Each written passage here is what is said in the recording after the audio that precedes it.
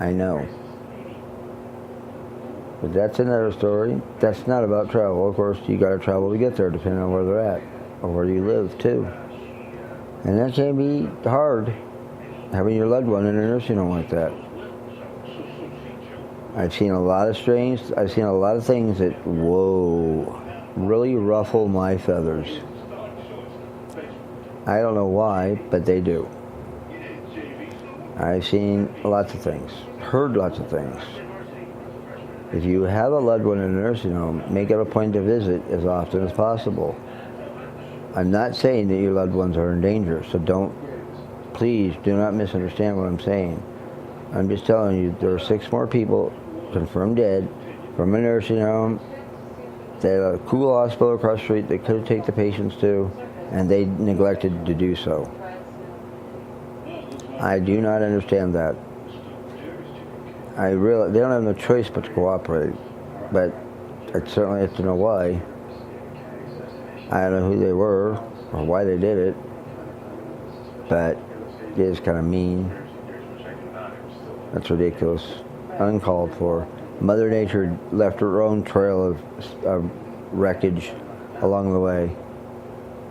But that's why, hand in hand, NBC, George Strait, and all them came together to make a disaster relief fund and for it to be easier for them to rebuild, set back up, fix that state, the places that were destroyed, literally destroyed. I've seen the horrible images, and God knows they don't need no more.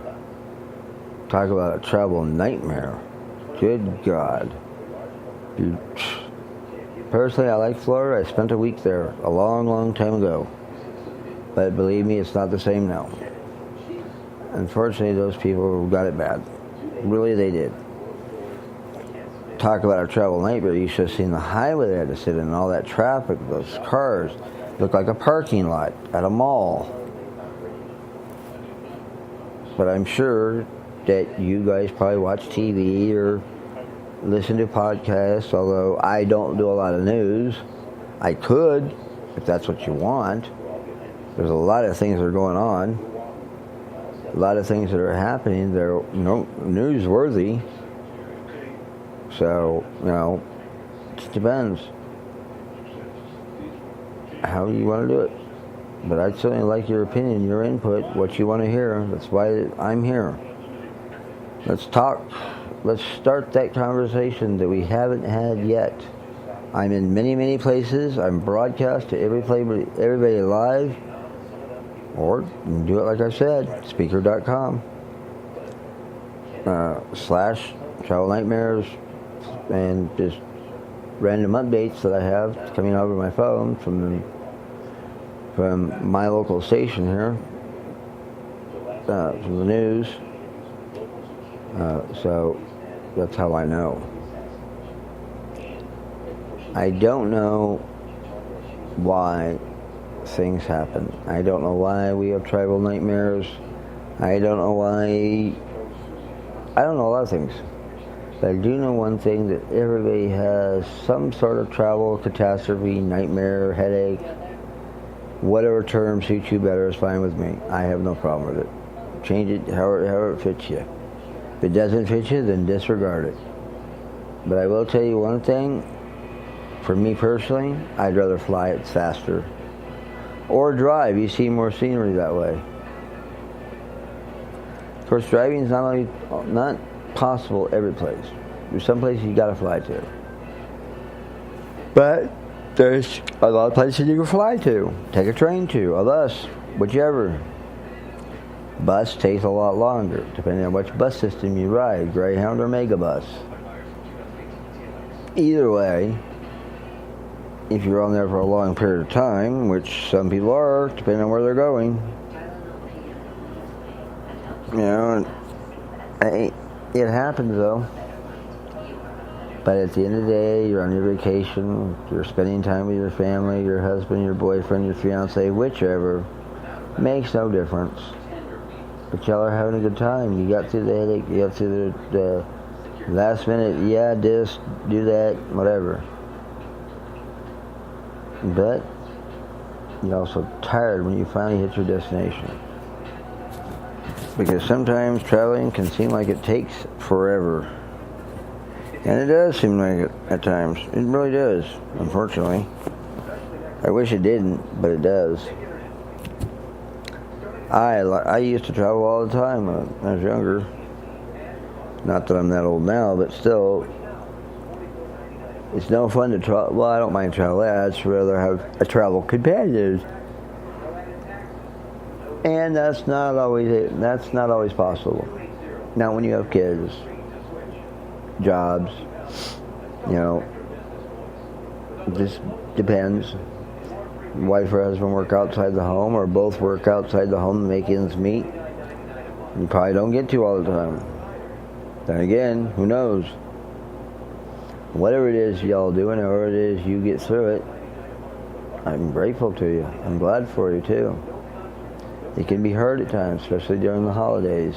Come to think of it, can you believe they're already talking about holiday movies and shows? I already talked about Halloween. To me, that's just, I don't know, it seems like the holidays were just here. But I know they weren't, but it seems like it. And I'm not ready for that again. I'm not ready to fight the people at the malls. I'm not ready to be traveling and have all those headaches again. And have to worry about who's doing what to who and where. Have to watch all the shady characters get on off planes. There are some people you just don't know. Another travel headache. You just don't know. Things that just are unusual. Something you probably wouldn't normally see. Like, I don't know, wearing a trench coat in the summer. I've been there, done that before, in an airport. In fact, it was Miami-Dade County Airport, International. When I was leaving for Florida. Well, I was coming back from Florida, I should say. That wasn't fun. We all know Florida is humid, hot, and sometimes very just uncomfortable with the heat. Because if the dew point's up to 70 degrees or whatever, they say it's oppressive. And it can be. Not just oppressive, depressing too. You can step outside and break out in a sweat. Don't have to be out there long either. But if you do travel, take note. What are some of the things that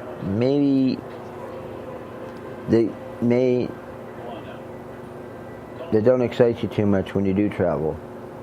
Person kicking the seat in the back,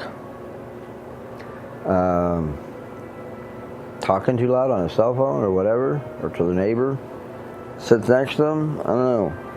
I know for me, I would rather not hear everybody's conversation on a cell phone or anything else for that matter. You can hear some pretty explicit language though, and topics. You also can learn something about other people around you, which usually it's way too much information. For me it is anyway. If I really want to know, I'd ask. I don't ask because I'm afraid they'd answer. I have my own story I tell. I have my own background, my own travel headaches, a lot of things. We ain't talking about me though. But if you want to talk about me, that's fine too. By all means. Go right ahead.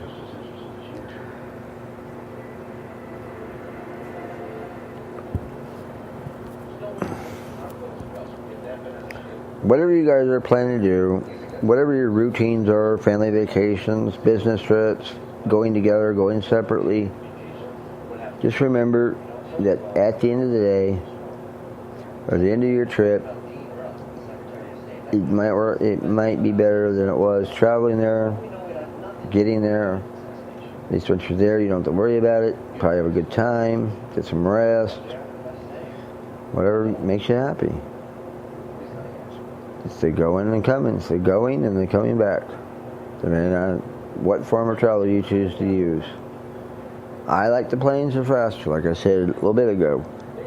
They are faster. And, hey, they work. I'm not sure, but they do work. And I'm grateful to them. I just wish they weren't so expensive. To me, for Greyhound to be over $230 is outrageous. They don't have that many amenities. Really. Using an outhouse that splashes water all over the place while the bus races down the highway, oh, there you go. That's what I've always wanted to do on vacation. Or while I travel. Sure. Nobody likes to be in there. Can you imagine using that kind of restroom on a bus, a plane, an auto, whatever? Plane's a little more stable than a bus would be. But I've always wondered what kind of crap is growing in those bathrooms, on those toilets too. Because I've been in some that leave a lot to be desired, to say the least. That's like swimming in a public pool. Neither sound very desirable, although I've done both. But now that I think about it and see some of the